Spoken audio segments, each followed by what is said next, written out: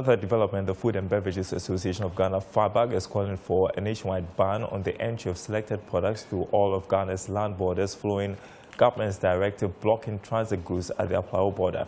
Chairman of the Food and Beverages Association, John, joins me on Zoom to talk to us a bit more about this. Good afternoon to you. So you've commended government for the Aflao border directive. Why do you believe this intervention is so critical at this time? Well, first of all, let me applaud the government and, for that matter, GRA, for this very decisive action, a very timely action. In fact, it is long overdue because we are in the business and we know exactly what happens. And we are partners in development. So in any situation where we find out that people are engaging in activity that is not immune to the benefit of the country, we will have to raise the alarm and then direct policymakers to be able to tailor policy towards those directions. And so for over the years, I have always advocated and called for policies that will combat smuggling, policies that will ensure that the government of the day rakes in the needed tax revenue for economic development. So the implementation of this ban on transit goods is a very, very decisive, a very great decision. And we think that if it is handled very well over a period of 3 to 6 months, they will see revenue increasing from the import side, because we have information and we have been very aware, whereby a lot of people divert their goods to Aflao, indeed ship loads, they offload their goods in Aflao and then go ahead to load them in trucks in the name of transit, in the name of bringing them to even to Ghana. And then by the border, they work their way out and bring it. And at the end of the day, the nation loses massively in 2 ways. One way, on the direct taxes they would have just paid at the port, the duties. And then on the second leg, they undermine the activities of legitimate businesses, those who have brought in their goods through the Tema port, those who have brought in their goods through the Takoradi port, are unable to sell, because once they are able to evade taxes, then they can sell below the market price of those goods. And at the end of the day, the legitimate businesses will not be able to sell to pay the required taxes. They will also not be able to expand in order to be able to employ. And so at the end of the day, they will be struggling. And these unscrupulous people will continue to benefit at the peril of the nation and in general. So with this, we think that it's a very decisive decision, but they need to extend it up to Olugo border, to Sankansi, and those land borders all.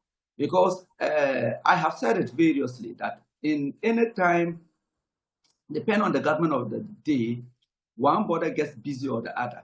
And so Aflao border has been taken care of. They need to go to the Enugu border and place that ban. All the land distance, they should ensure that we don't allow goods, transit goods for that matter. Indeed, if they could even take it to another leg, as President Kufuor did, His Excellency, in 2006 thereabout, he had to place a complete ban on the imports of goods through by land. And so it's not a trade war, it's not a fight, it's just to sanitize and let people know that government is very, very serious about the fight against smuggling, under invoicing, over invoicing, evasion of taxes. So GRA must hold on to this. They should not relent. People, definitely those unscrupulous people will call and say, well, this is affecting our business and then all that. If you want to import, Togo imports rice and Ghana imports. And indeed, on the para, Ghana imports more than Togo does. So why would they go to Togo to buy rice and then pass through Ghana to Niger, Mali, Burkina Faso? They are supposed to buy it from Ghana here and then take it to wherever. And in years past, and I've been in industry for over 2 decades, and they always come into Ghana to buy.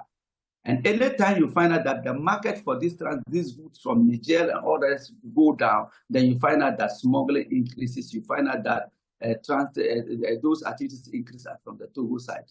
So it is a very laudable decision. It's a very great one, and we stand with them, and we will continue to support them in whatever way for the overall development of this country. Because after all, this is our country. We have nowhere to go to. This is our country, and development is all our core responsibility. I'm going to try to ask you, couldn't we risk issues with supply and prices if we enforce stricter border controls?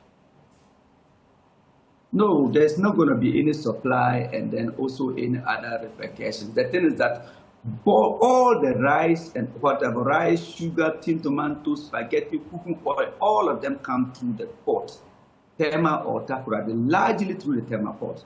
So if you find somebody bringing goods from Togo, mainly the key decision of the person is that they feel want to evade taxes. And that is it. It is as simple as that. You find even French label goods in Ghanaian market against our label requirement. If national security goes into the Ghanaian market, if food and transport goes into the Ghanaian market, they'll find French goods that contravenes our labeling requirement, that contravenes our standards, all in the market. And this is not only for rice, it's not only for cooking oil and the selected products. It is indeed, the impunity has extended to the level of even hair products, this Nestle products, all kind of stuff.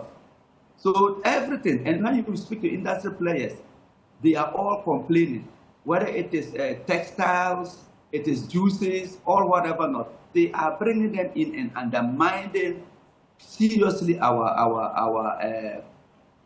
competitiveness, undermining our levels of employment, undermining the local industry. And we cannot continue. Smuggling is an enemy.